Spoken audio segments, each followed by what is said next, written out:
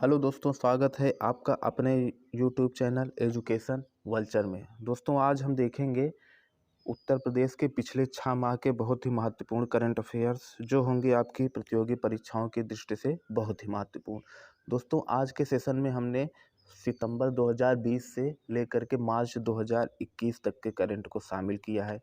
दोस्तों, आगे बढ़ने से पहले हमारे चैनल को लाइक, सब्सक्राइब और शेयर जरूर कर दीजिएगा। शुरू करते हैं आज का सेशन। पहला क्वेश्चन है कि उत्तर प्रदेश के प्रयागराज में कौन सा क्षेत्र कछुआ वन्यजीव विहार घोषित किया गया? क्या घोषित किया गया? कछुआ वन्यजीव विहार। तो यह क्षेत्र होगा मेजा क्षेत्र। प्रयागराज में स्थित मेजा क्षेत्र में गंगा नदी के आसपास के 30 किलोमीटर के क्षेत्र को कछुआ वन्यजीव विहार घोषित किया गया है। इसमें 4 नस्ल के कछुए को छोड़े जाएंगे। इसके अलावा इस क्षेत्र को पर्यटन के दृष्टिकोण से भी विकसित किया जा रहा है और मेजा क्षेत्र में नौका विहार भी शुरू करने का प्रस्ताव है। मेजा क्षेत्र में क्या शुरू करने का प्रस्ताव है? नौका विहार शुरू करने का भी प्रस्ताव है। दोस्तों, बढ़ते हैं अगले क्वेश्चन की तरफ। अगला क्वेश्चन बहुत ही इंपॉर्टेंट है, आप इसमें स्टार टिक मार लीजिएगा। सरस आजीविका मेला 2021 सरस आजीविका मेला 2021 का आयोजन कहाँ किया गया? दोस्तों, सरस आजीविका मेला 2021 का आयोजन किया गया, जो किया गया है वह किया गया नोएडा में। दोस्तों, नोएडा में केंद्रीय मंत्री नरेंद्र तोमर द्वारा इस मेले का उद्घाटन किया गया। इस मेले के उद्देश्य की बात करें तो इसमें 27 राज्यों के 300 से अधिक स्वयं सहायता समूहों ने हिस्सा लिया। ग्रामीण विकास मंत्रालय द्वारा इस मेले का आयोजन किया गया।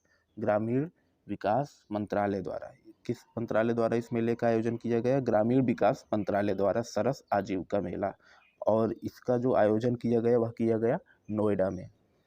दोस्तों, आगे बढ़ते हैं, हम उत्तर प्रदेश के बजट के बारे में थोड़ी सी एक ब्रीफ चर्चा कर लेते हैं। तो उत्तर प्रदेश बजट 2020-21 के जो बहुत ही महत्वपूर्ण तथ्य हैं उनको आज हम देखेंगे।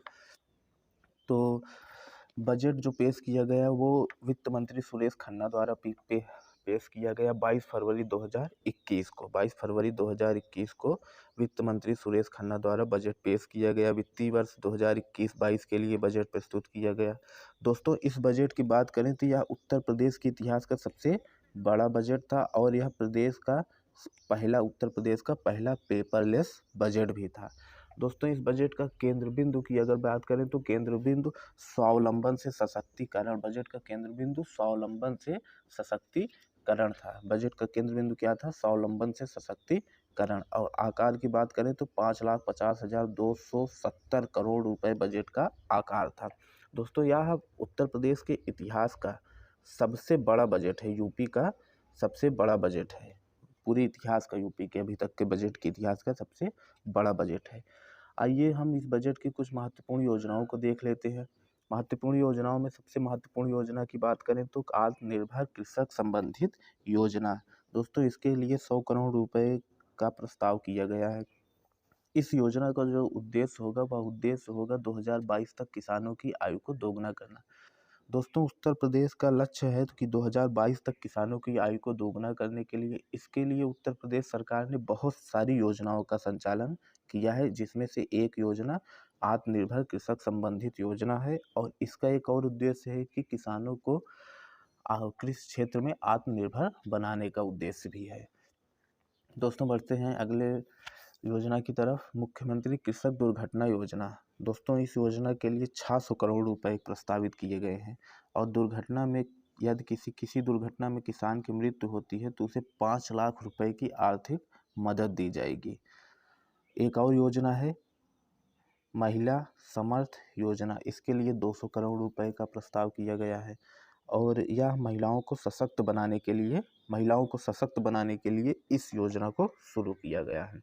आगे बढ़ते हैं, मुख्यमंत्री सक्षम सुपोषण योजना। इसके लिए कितने 100 करोड़ का बजट प्रस्तावित किया गया है और यह सक्षम सुपोषण योजना का उद्देश्य उत्तर प्रदेश की महिलाओं बच्चों में कुपोषण से निपटने के लिए इस योजना को संचालित किया गया है।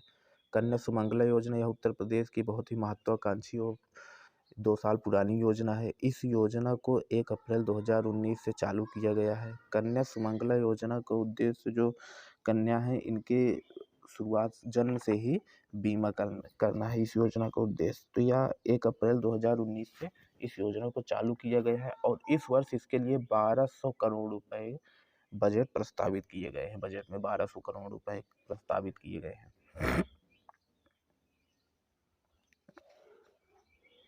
मुख्यमंत्री जन आरोग्य योजना, इसके लिए 100 करोड़ रुपए बजट में प्रस्तावित किए गए हैं। और जिस जन आरोग्य योजना, इसका उद्देश्य जो भी कामगार आयुष्मान योजना के दायरे में नहीं आते उनको मुख्यमंत्री जन आरोग्य योजना का लाभ मिलेगा और इसके लिए 100 करोड़ रुपए प्रस्तावित किए गए हैं। मुख्यमंत्री प्रवासी श्रमिक उद्यमिता विकास योजना है, इसके लिए भी 100 करोड़ रुपए प्रस्तावित किए गए हैं। इसका उद्देश्य दूसरे प्रदेशों से वापस आए श्रमिकों एवं कामगारों को रोजगार व स्वरोजगार के अवसर उपलब्ध कराना इसका प्रमुख उद्देश्य है। दोस्तों कुछ अन्य महत्वपूर्ण बिंदु की बात करें तो मेरठ जनपद में एक नए स्पोर्ट विश्वविद्यालय के लिए, ये दोस्तों 2 करोड़ नहीं, ये थोड़ा टाइपिंग मिस्टेक है, ये 20 करोड़ रुपए का आवंटन किया गया है। और इस विश्वविद्यालय की बात करें तो यह पूरे प्रदेश का पहला खेल विश्वविद्यालय होगा। वाराणसी में गोकुल ग्राम की स्थापना करने का भी प्रस्ताव इस बजट में किया गया है। गोकुल ग्राम में जो हमारी स्वदेशी गाय की नस्लें हैं उनके संरक्षण और देखभाल के लिए वाराणसी में गोकुल ग्राम की स्थापना करने का प्रस्ताव किया गया है। दोस्तों ease of doing business ranking में यूपी पूरे प्रदेश में दूसरे स्थान पर आ गया है। दोस्तों यह जो बिजनेस होता है, ease of doing business ranking होता है, यह वर्ल्ड बैंक जारी करता है। और इसमें बात करें तो इसमें भारत के राज्यों में उत्तर प्रदेश दूसरे स्थान पर है। अगर प्रथम स्थान की बात करें तो प्रथम स्थान पर आंध्र प्रदेश है। और इस ease of doing business ranking में भारत में राज्यों में प्रथम स्थान पर आंध्र प्रदेश, दूसरे स्थान पर यूपी है। और अगर पूरे विश्व की बात करें तो भाई पूरे विश्व में भारत की रैंक 63 है। कुल इसमें 190 देशों को शामिल किया गया। Ease of doing business World Bank द्वारा जारी होता है। इसमें आंध्र प्रदेश जो है उसको प्रथम स्थान मिला है राज्यों में, यूपी को दूसरे स्थान पर दूसरा स्थान मिला है। और इसमें 190 देशों को शामिल किया गया। और भारत की रैंक की बात करें तो ease of doing business ranking में भारत 63 स्थान पर है। बात करें जनजाति संग्रहालय की तो जनजाति संग्रहालय की स्थापना जो करने का प्रस्ताव बजट में किया गया है, इसकी स्थापना लखनऊ में किया जाएगा। इसकी स्थापना कहाँ किया जाएगा? इसकी स्थापना लखनऊ में किया जाएगा।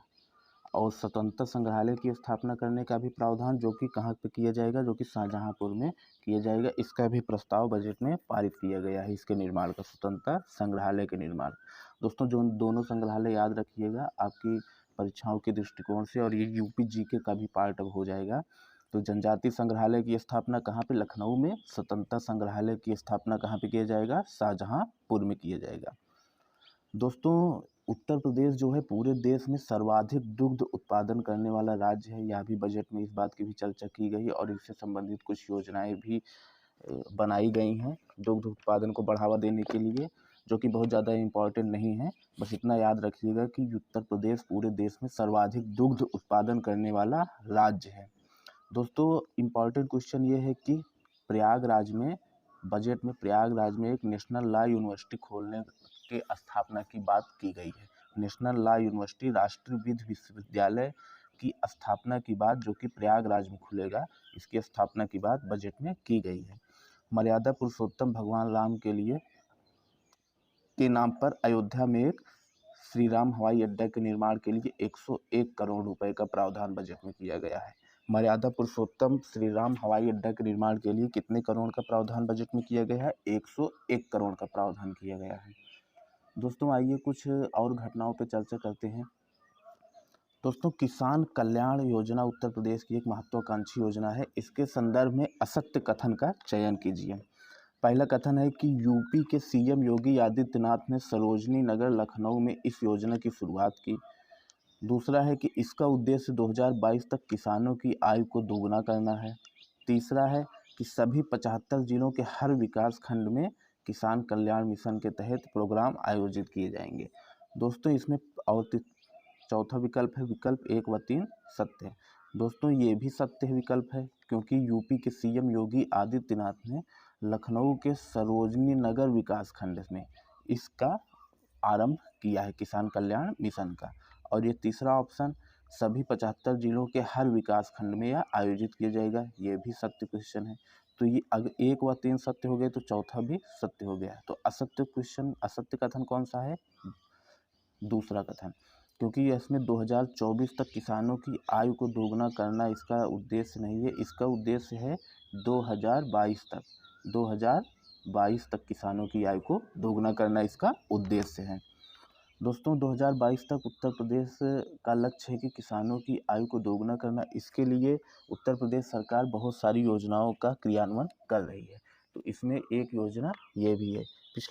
इसके पहले हमने बताया था, एक और योजना के बारे में आपको बताया था, किसान आत्मनिर्भर कृषक समन्वित योजना। उसमें भी 2022 तक किसानों की आयु को दोगुना करने का लक्ष्य रखा गया था, जो कि बजट में प्रस्तावित एक योजना थी। तो ये किसान कल्याण मिशन भी 2022 तक किसानों की आयु को दोगुना करने का लक्ष्य इसमें भी रखा गया है। बढ़ते हैं कुछ और क्वेश्चन की तरफ। भारत का पहला चमड़ा पार्क किस जिले में स्थापित किया जाएगा? भारत का पहला चमड़ा पार्क, दोस्तों चमड़ा पार्क की बात की जाए उत्तर प्रदेश में तो सिर्फ एक ही ज़िला है जो हमारे ध्यान में आता है, वो है कानपुर। तो दोस्तों कानपुर में चमड़ा पार्क उत्तर प्रदेश सरकार स्थापित करने जा रही है। इसका उद्देश्य क्या होगा? इसका उद्देश्य चमड़े के साथ साथ यहाँ के आसपास उत्तर प्रदेश सरकार ने दावा किया है कि कानपुर में 50,000 रोजगार के अवसर पैदा होंगे इस चमड़ा पार्क की वजह से, खुलने की वजह से।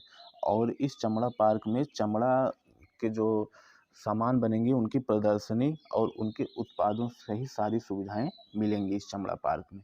तो दोस्तों यह कहाँ पे खोला जाएगा? यह कानपुर में खोला जाएगा। उत्तर प्रदेश में कुल कितने एक्सप्रेसवे हवाई पट्टी हैं?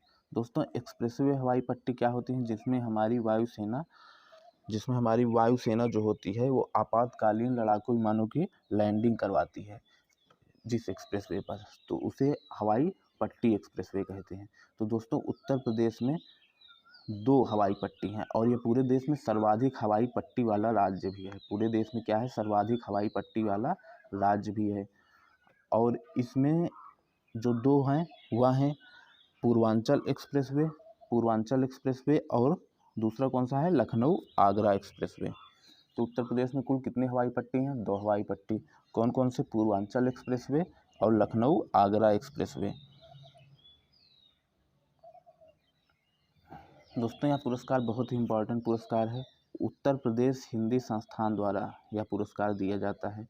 कई पुरस्कार की घोषणा की गई है जो कि 2019 उत्तर प्रदेश हिंदी पुरस्कार 2019 के तहत कई पुरस्कारों की घोषणा की गई है, जिसमें कुछ प्रमुख पुरस्कार हम आपके एग्जाम में पूछे जाते हैं वो उनकी चर्चा करते हैं। भारत भारती सम्मान, डॉक्टर सूर्यबाला, यह मुंबई की एक लेखिका है और भारत भारती सम्मान में 5 लाख रुपए का और एक स्मृति पत्र भेंट किया जाता है। लोहिया साहित्य सम्मान दयानंद पांडे, ये लखनऊ के लेखक हैं, इनको दिया गया है। हिंदी गौरव सम्मान तरुण विजय, ये दिल्ली के लेखक हैं, इनको मिला है।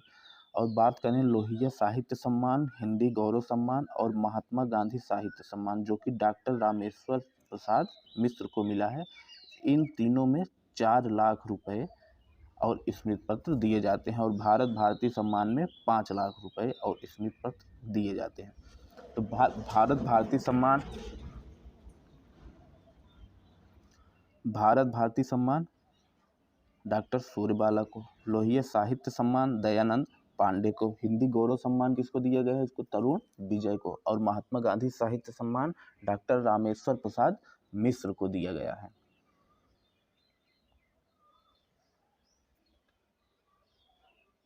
धन्यवाद दोस्तों। और